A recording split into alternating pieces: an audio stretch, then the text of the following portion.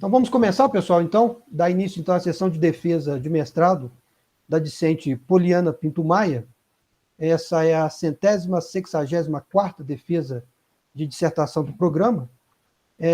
Temos como a banca examinadora, né, o professor Luiz Antônio Sodré Costa, Departamento de Química da Federal de Juiz de Fora, e membro interno, o professor Marcelo Siqueira Vale, do DCENAT, aqui da nossa instituição da UFSJ. Então, de acordo com as normas, a Poliana tem de 40 a 50 minutos para fazer a sua apresentação, e logo em seguida eu passo a palavra para a banca, né, examinadora, e terá cada membro 1 hora, mais ou menos 1 hora, para fazer a sua arguição. Tá? Então, Poliana, você pode ficar à vontade para poder fazer a sua apresentação, e logo em seguida a gente passa para a etapa de arguição. Tá bom. Boa tarde, meu nome é Poliana, eu faço parte do programa de pós-graduação Física e Química de Materiais da Universidade Federal de São João del Rei. Tenho como orientador o professor Dr. Clébio Soares Nascimento Júnior. O título da minha dissertação de mestrado é Investigação Teórica dos Processos de Separação Enantioseletiva e de Formação de Polímeros de Impressão Molecular para o atenolol e o carvedilol. Em um primeiro momento, irei fazer uma introdução sobre fármacos beta-bloqueadores, separação enantioseletiva por cromatografia líquida de alta eficiência, HPLC, e eletroforese capilar, CE, elucidação do mecanismo quiral e formação de polímero de impressão molecular. Logo após, irei falar o objetivo, metodologia, resultado e conclusão para cada estudo teórico realizado, sendo o primeiro sobre o estudo teórico da separação enantioseletiva do atenolol e do carvedilol por HPLC, o estudo teórico da separação enantioseletiva do atenolol por eletroforese capilar e a investigação teórica sobre o processo de formação de polímero de impressão molecular para o atenolol. Bom, o estudo da estereoquímica de fármacos, a exemplo de fármaco beta-bloqueador, é muito importante para garantir o seu uso, bem como a eficiência terapêutica. O fármaco beta-bloqueador é utilizado no tratamento de hipertensão arterial, que é prescrito para prevenção e controle de eventos cardiovasculares em pacientes que apresentam quadro de arritmia cardíaca ou já tiveram infarto no miocárdio. Alguns desses fármacos proporcionam a quem utiliza calma, diminuindo tremores e ansiedade. Devido a esses fatores, alguns fármacos beta-bloqueadores estão na lista de drogas proibidas pela Agência Mundial Antidoping, a exemplo do atenolol e do carvedilol. O atenolol e o carvedilol são fármacos racêmicos que são comercializados na forma de mistura racêmica, ou seja, a mistura idêntica dos pares de enantiômeros. Percebam que tanto para o atenolol quanto para o carvedilol apresentam uma similaridade na estrutura. Com isso, os enantiômeros têm propriedades químicas e físicas semelhantes.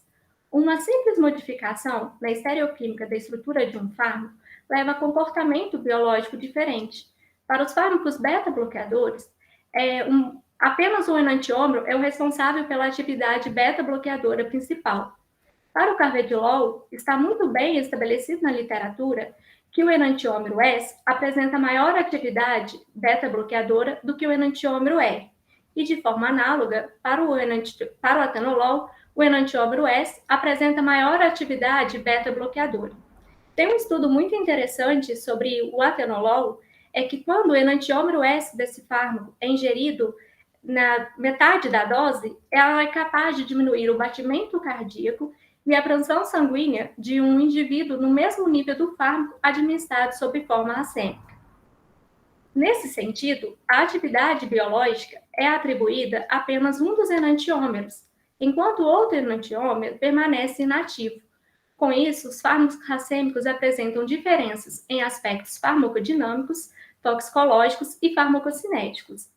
Sendo assim, a separação enantioseletiva torna-se objeto de interesse da química da separação na área farmacêutica também, porque ela é capaz de identificar cada enantiômero de forma individual, devido ao mecanismo de reconhecimento quiral que faz o uso de um seletor quiral no fenômeno de separação.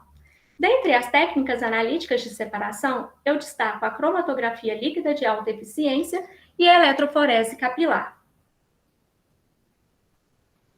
A separação de enantiômeros por cromatografia líquida de alta eficiência, HPLC, faz necessário o uso de um seletor quiral. em que este vai interagir de maneira seletiva com cada um dos enantiômeros, formando os famosos complexos de ester isomérico. Ao chegar ao final da análise de HPLC, gera-se um cromatograma, em que cada um desses picos é um enantiômero. O enantiômero que interage menos com o sistema cromatográfico forma um complexo de ester isomérico menos estável. Com isso, ele tem um menor tempo de retenção e elui primeiro, pertencendo assim ao primeiro pico no cromatograma. Já o enantiômero, que interage mais com o seletor quiral, ele forma um complexo de ester isomérico mais estável, vai apresentar o maior tempo de retenção e elui por isso que ele é o último pico no cromatograma.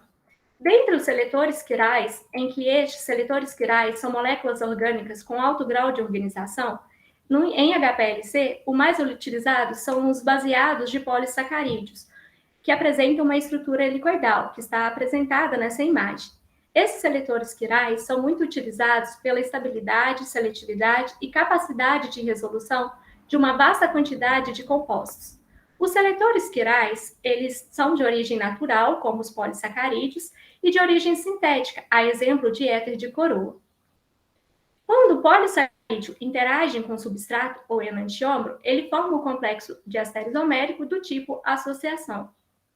Bom, quanto à técnica de separação, eletroforese capilar.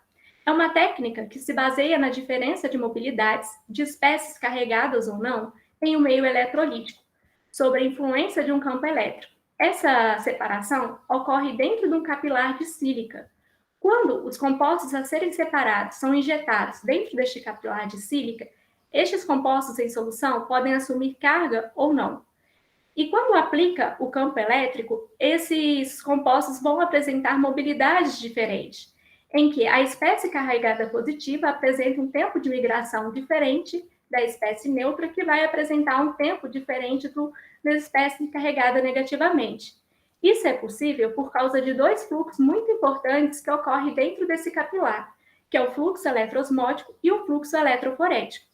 Ao chegar ao final da análise de eletroforese capilar, gera-se um eletroferograma, em que cada um dos picos é uma espécie. As espécies carregadas positivamente, como nós vimos aqui dentro do capilar, ela apresenta o menor tempo de migração. Por isso, ela é o primeiro pico. Depois, a espécie neutra e, por fim, as espécies carregadas negativamente, que vão chegar, por último, ao detector. Por isso, o maior tempo de migração. Dentre o que eu falei sobre eletroforese capilar, devido ao seu formalismo, ela não é capaz de separar enantiômeros, dado que essas moléculas apresentam a mesma magnitude de raio e carga. Então, assim como lá na HPLC, faz necessário o uso de um seletor quiral para que ocorra a separação. Dentre os seletores quirais, os mais utilizados em eletroforese capilar são as ciclodextrinas. Essas são oligosacarídicos cíclicos formados por unidades de glicose conectadas por ligações covalentes do tipo alfa 1,4. A cavidade da ciclodextrina é modificada de acordo com o número de unidades glicosídicas que ela possui. As que apresentam 6 unidades alfa-ciclodextrina, 7 unidades beta-ciclodextrina e 8 unidades gama-ciclodextrina.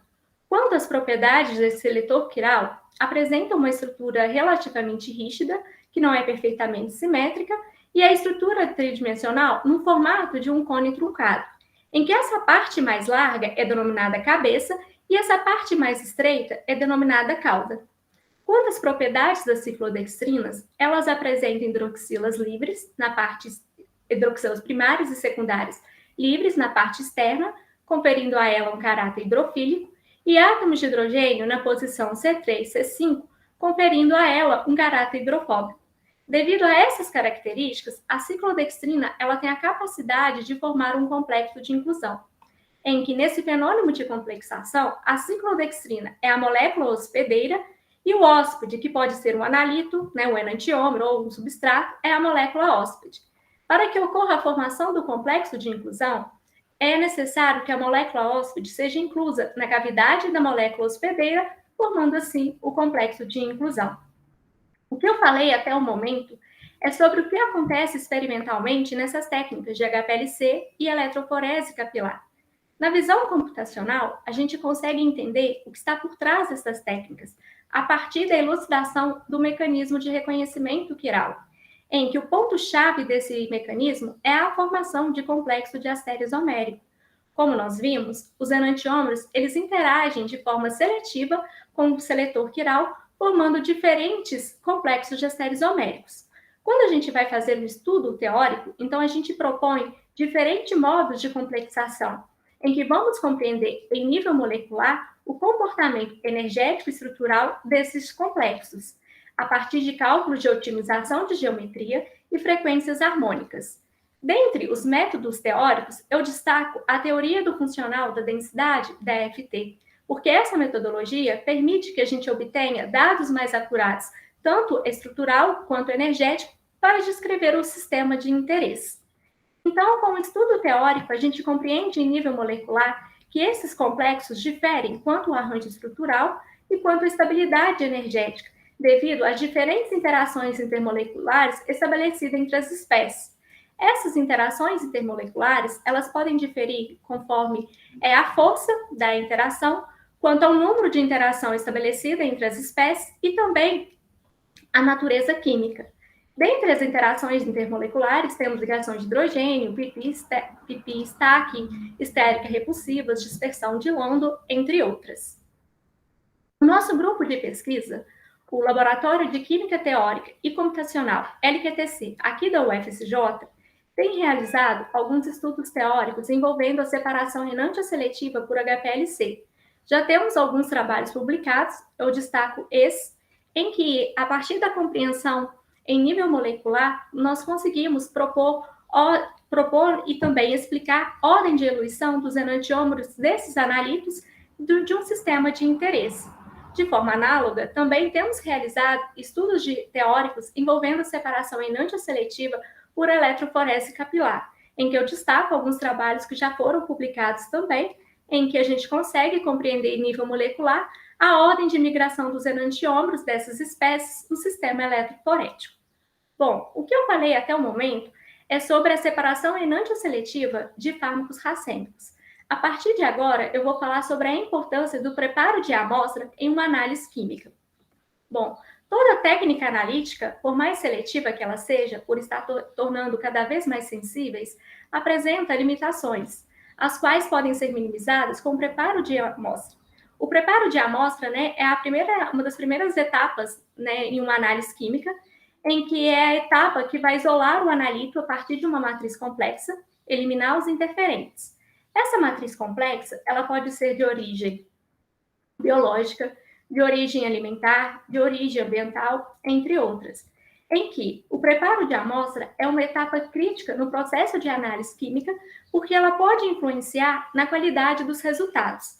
É uma das etapas mais demoradas e trabalhosas de uma análise analítica.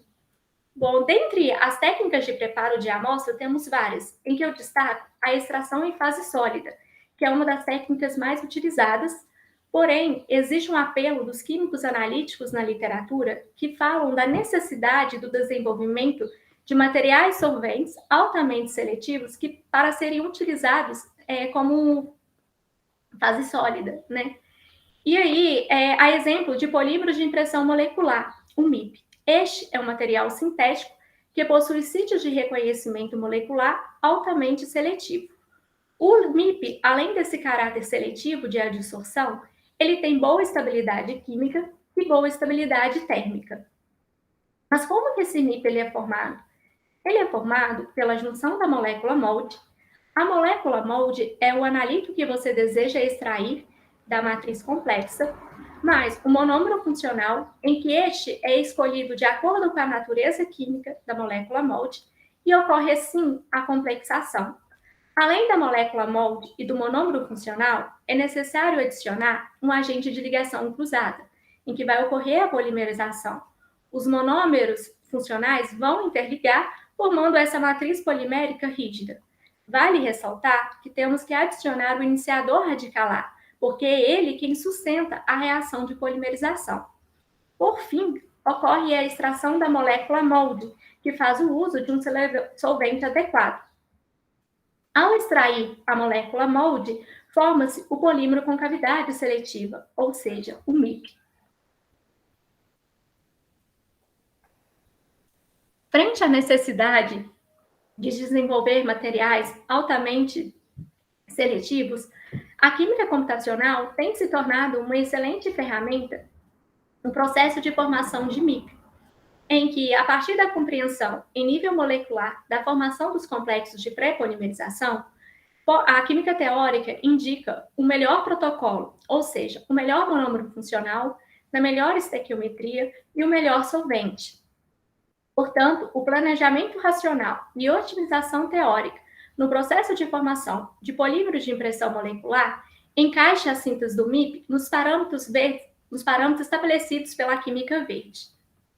Bom, o nosso grupo de pesquisa também tem realizado estudo teórico envolvendo, a formação de polímeros de pré-polimerização, em que, a partir da compreensão em nível molecular, a gente indica alguns protocolos teóricos em que utilizamos como metodologia a DFT no nível B3LIP 631 GDP. Bom, diante de tudo que eu expliquei, agora vou apresentar os estudos teóricos realizados, sendo o primeiro estudo teórico referente à separação enantioseletiva do carvedilol e do atenolol por HPLC. Teve como objetivo geral analisar teoricamente, via cálculos de estruturas e energias, o mecanismo de reconhecimento quiral da fase estacionária tris 3,5-dimetilfenilcarbamato de amilose e celulose para a separação enantioseletiva dos enantiômeros do carvedilol e do atenolol e a consequente determinação da ordem de eluição dos enantiômeros desses fármacos. Como objetivo específico, obter as estruturas otimizadas dos enantiômeros do carvedilol e do atenolol, bem como dos modelos moleculares reduzidos e adotados para a fase estacionária quiral, obter os mapas de potencial eletrostático para o carvedilol e o atenolol e obter as estruturas otimizadas e das energias dos complexos de acéreos homéricos formados entre o carvedilol e o atenolol e os seletores quirais. Compreender, no nível molecular, a ordem de eluição dos enantiômeros do carvedilol e do atenolol. Para isso, foram realizados cálculos de otimização de geometria e frequências harmônicas via DFT no nível B97D 631 GDP para todos os enantiômeros do carvedilol e do atenolol, para os modelos reduzidos de fase estacionária quiral, de amilose e celulose, e de todos os complexos de acéreos homéricos formados na estequiometria 1:1. O modelo comumente utilizado, baseado de polissacarídeo, foi reduzido a um esqueleto de amilose e celulose ligado à cadeia lateral do grupo substituinte. Este modelo, ele contempla as principais interações que ocorrem entre o seletor quiral e o enantiômero no processo do mecanismo de reconhecimento quiral, que são interações com o grupo amina, com o grupo carbonila, pipi-stack em caso de racematos e estéricas repulsivas. Foram calculadas a variação em energia eletrônica, ΔE, e a variação da energia de Gibbs, ΔG, a partir das equações 1 e 2, para todos os complexos de acéreos homéricos formados, e foi estudada a influência do metanol para a separação do carvedilol e N-hexano para a separação do atenolol, utilizando o modelo de solvatação baseado na densidade SMD.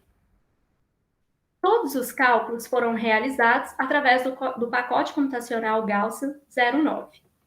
Bom, primeiro eu vou falar sobre o estudo teórico da separação enantioseletiva do carvedilol por HPLC.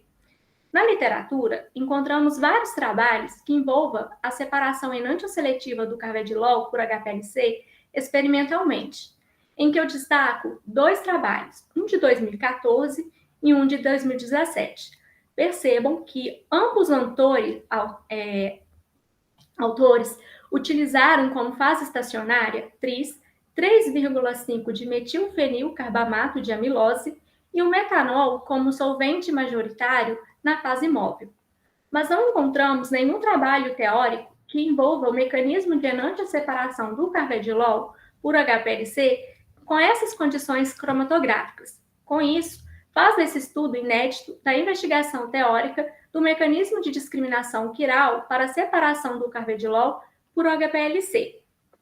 Bom, em um primeiro momento, obtivemos a estrutura otimizada do carvedilol e o mapa potencial eletrostático. em que o mapa potencial eletrostático permite, né, a gente visualizar e prediz quantitativamente as cargas dos átomos, sendo que a coloração vermelha representa aqueles átomos que são ricos em elétrons, menor energia eletrostática, e a coloração azul indica aqueles átomos pobres em elétrons, maior energia eletrostática.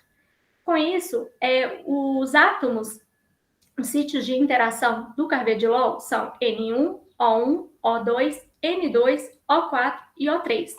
Levando em consideração a carga desses átomos, bem como o desimpedimento estérico, para o carvedilol foi possível propor um modo de complexação, envolvendo os átomos O2 e N2. Obtivemos os seguintes valores de ΔE e ΔG em metanol. Os valores de ΔE e ΔG foram mais negativos para o complexo formado com o enantiômero S. Essa maior estabilidade pode ser explicada pelo número de interações entre o seletor quiral e o enantiômero. Para o enantiômero R, formou-se uma interação pp-stack e duas ligações de hidrogênio, resultando 3 interações. Já para o enantiômero S, formou-se uma interação pp-stack e 3 ligações de hidrogênio. Essa ligação adicional explica o porquê que esse complexo apresentou valores energéticos mais negativos. Com isso, a gente consegue explicar, em nível molecular, a ordem de eluição obtida experimentalmente por aqueles dois autores, em que o primeiro obteve o seguinte cromatograma e disse que o primeiro pico é o enantiômero R e o segundo pico é o enantiômero S. De maneira análoga, o segundo autor também obteve esse cromatograma e disse que o primeiro pico é o enantiômero R e o segundo pico é o enantiômero S. Conforme, né, a análise teórica que realizamos, conseguimos compreender e explicar que o enantiômero S apresenta o maior tempo de retenção, por isso ele foi eluído por último, pelo fato dele ter formado um complexo de éster isomérico mais estável, devido àquela ligação de hidrogênio adicional. Quanto à separação enantioseletiva do atenolol por HPLC, na literatura também existem vários trabalhos, mas que envolvam essa separação experimentalmente. Eu destaco um trabalho de 2002, que utilizou como fase estacionária 3,5-dimetilfenilcarbamato de celulose, o N-hexano como solvente majoritário na fase móvel. Nenhum estudo teórico do mecanismo de enantiosseparação do atenolol por HPLC nessas condições cromatográficas foram encontrados, fazendo desse estudo um estudo inédito da investigação teórica do mecanismo de discriminação quiral para a separação do atenolol por HPLC. Bom, de maneira análoga ao carvedilol, obtivemos a estrutura otimizada do atenolol, bem como o seu mapa potencial eletrostático, em que o mapa potencial prediz as cargas, né, dos átomos da molécula do atenolol, em que os principais sítios de interação do atenolol são o O1, N1, O3, O2 e N2. Levando em consideração as cargas parciais desses átomos, bem como o desimpedimento estérico, para o atenolol foi possível propor 2 modos de complexação.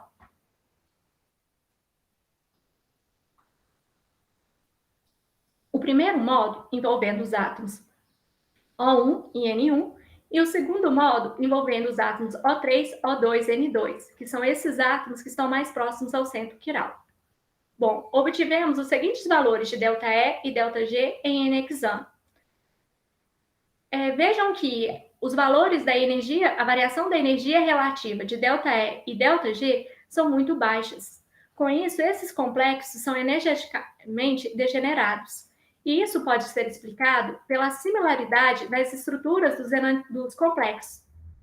Para o enantiômero R, formou-se 2 ligações de hidrogênio, e para o enantiômero S, também formou-se 2 ligações de hidrogênio, que são ligações muito similares, né? E com isso, esse modo de complexação, ele não é capaz de discriminar a separação dos enantiômeros. Com isso, a gente descarta esse modo de complexação. Mas, por um lado, nós temos de complexação, aqueles que envolvem aqueles átomos que estão mais próximos ao centro quiral.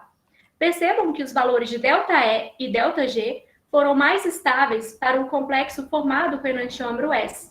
Essa maior estabilidade pode ser explicada pelo número de interações intermoleculares. E para o enantiômero R, formou-se uma ligação de hidrogênio, e para o enantiômero S, além da ligação de hidrogênio, formou-se uma interação pi-pi-stacking. Essa interação adicional é um indício que explica o porquê que esse complexo é mais estável.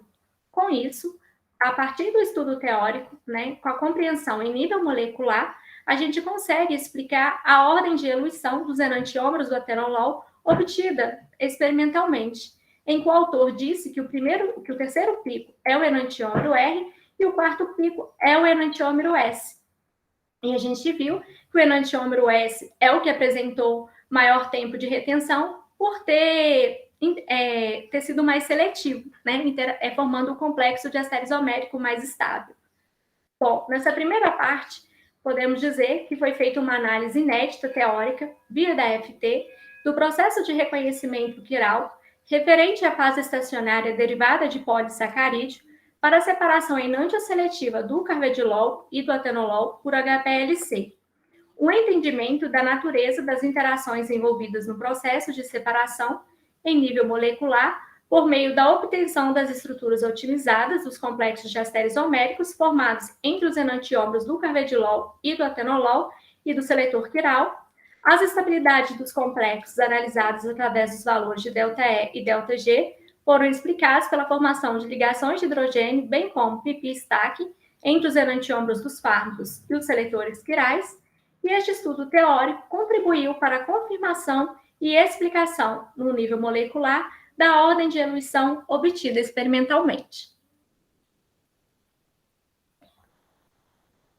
O segundo estudo realizado é o estudo teórico da separação enantioseletiva do atenolol por eletroforese capilar.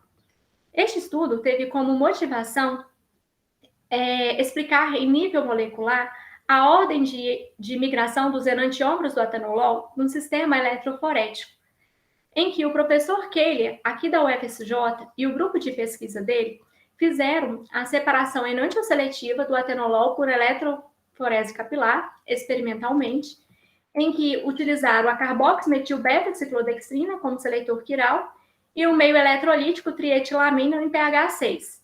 Eles obtiveram o seguinte eletroferograma, mas experimentalmente eles não identificaram qual enantiômero pertence a qual pico. Com isso, faz desse estudo um estudo inédito da separação quiral do atenolol por eletroforese capilar nessas condições estabelecidas pelo professor Keiler.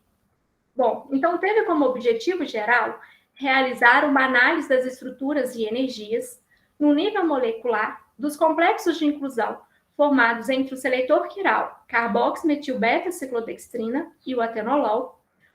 Objetivo específico: obter a estrutura otimizada do atenolol, bem como da carboximetilbeta-ciclodextrina, obter as estruturas otimizadas e energias de todos os complexos de inclusão formados entre os enantiômeros do atenolol e o seletor quiral, compreender no nível molecular a ordem de migração dos enantiômeros do atenolol.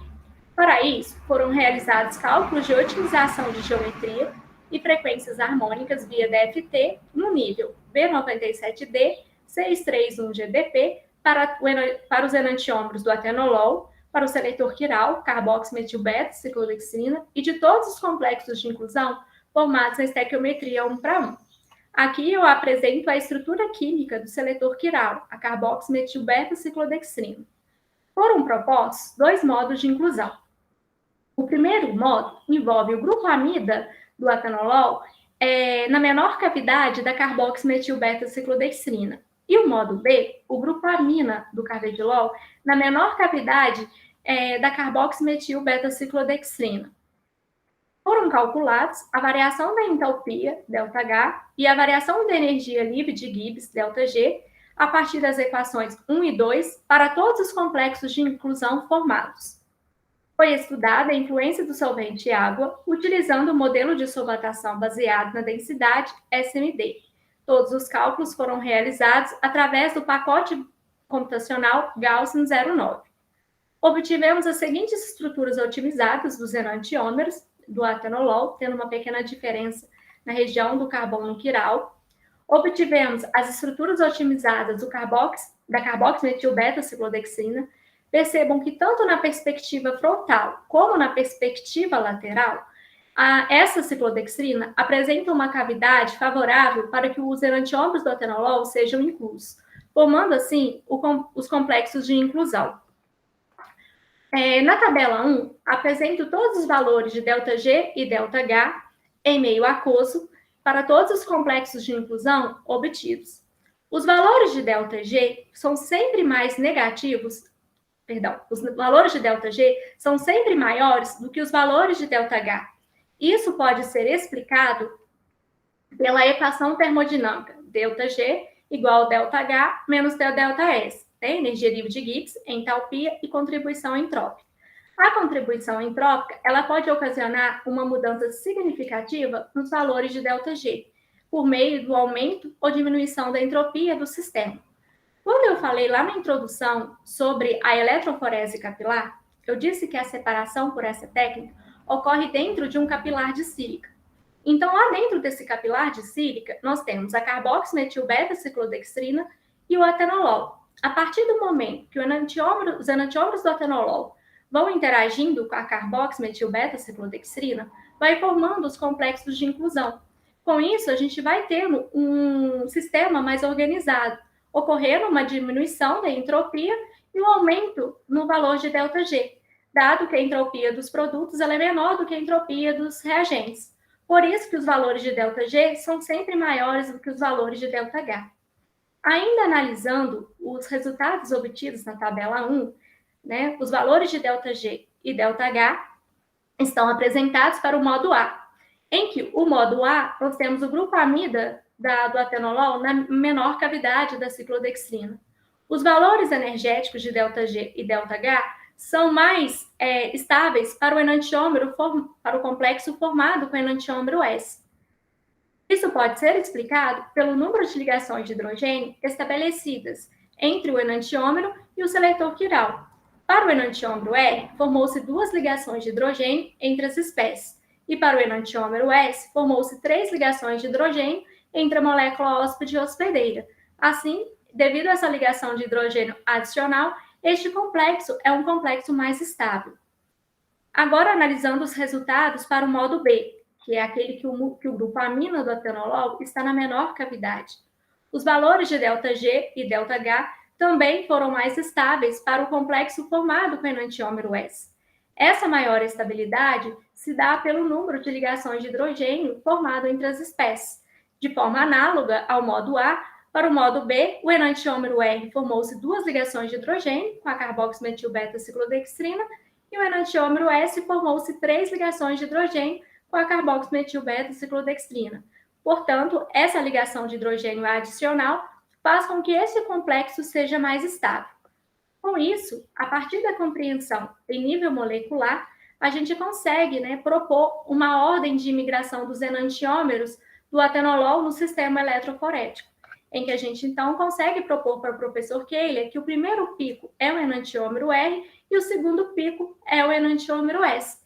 O enantiômero S é o segundo pico porque ele tem o maior tempo de migração, por ele ter interagido mais com o seletor quiral e formando, assim, o complexo de inclusão mais estável, independente do modo de inclusão. Bom, então realizou-se um estudo teórico via cálculos da FT do processo de separação enantioseletiva do atenolol, visando a discriminação quiral de seus enantiômeros e, consequentemente, a elucidação da ordem de migração destes no sistema eletroforético. Os resultados obtidos mostraram que, de acordo com os valores de ΔH e ΔG estimados para os complexos formados entre os enantiômeros do atenolol e o seletor quiral, independente do modo de inclusão, o enantiômero S sempre foi mais estável do que o enantiômero R. Foi possível sugerir, no nível molecular, a ordem de migração dos enantiômeros do atenolol no sistema eletroforético. Por meio da análise teórica realizada nessa etapa do trabalho, constatou-se novamente a utilidade da química computacional no estudo de mecanismo de separação enantioseletiva.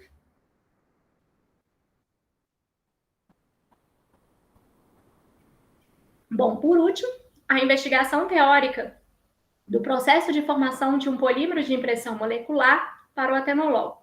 Teve como objetivo geral fazer uma investigação teórica inédita das melhores condições de síntese de um MIP para o atenolol. Como objetivos específicos, obter as estruturas otimizadas da molécula molde, o atenolol, e de todos os monômeros funcionais avaliados, obter as estruturas otimizadas dos complexos de pré-polimerização em todas as estequiometrias e definir, assim, o melhor protocolo teórico, ou seja, o melhor monômero funcional na melhor estequiometria e o melhor solvente, por meio das análises de propriedades estruturais e energéticas obtidas. Para isso, foi realizada uma análise estrutural e energética por meio de cálculos da FT em nível B3LIP 631GDP de diferentes monômeros funcionais, sendo eles o ácido acrílico, ácido paravinilbenzoico, ácido metacrílico e ácido trifluormetilaído. O atenolol, como molécula molde, e de todos os complexos de pré-polimerização formados entre a molécula molde e o monômero funcional, nas proporções molares de 1:1 a 1:5. Foram calculadas a variação de entalpia e a variação da energia livre de Gibbs a partir das equações 1 e 2 para todos os complexos de pré-polimerização, analisou o efeito solvente de distintos solventes, tais como o tolueno, clorofórmio, acetona, metanol, acetonitrila, DMSO e água, por meio do modelo contínuo de solvatação, SMD, e todos os cálculos foram realizados através do pacote computacional Gaussian 09.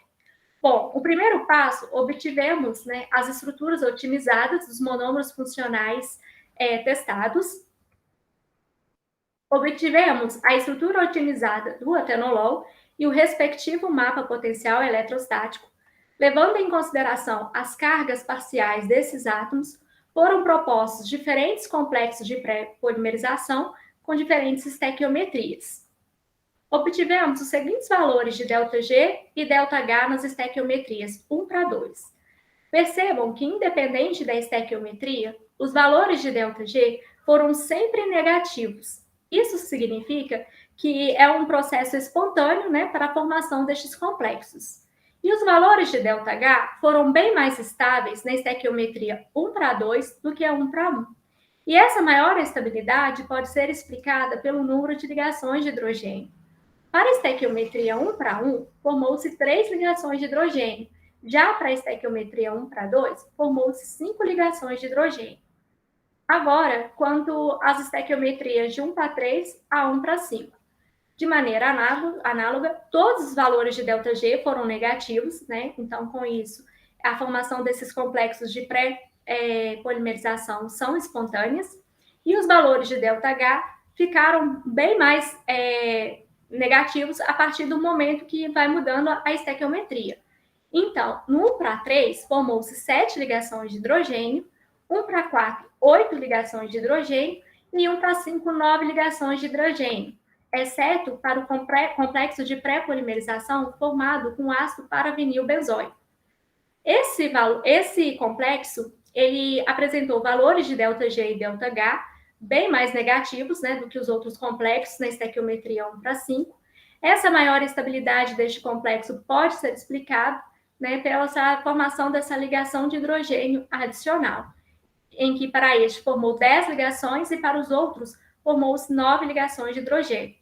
Então, a partir desse estudo teórico, a gente consegue indicar que para a formação do polímero de impressão molecular para o atenolol, em nível molecular, a estequiometria indicada é 1:5, o monômero funcional é o ácido paravinilbenzoico. A partir que obtivemos, esse complexo mais estável, a gente analisou o solvente, em que obtivemos os seguintes valores de ΔG, em que os solventes que apresentam a constante dielétrica acima de 20 tiveram valores de ΔG muito positivos.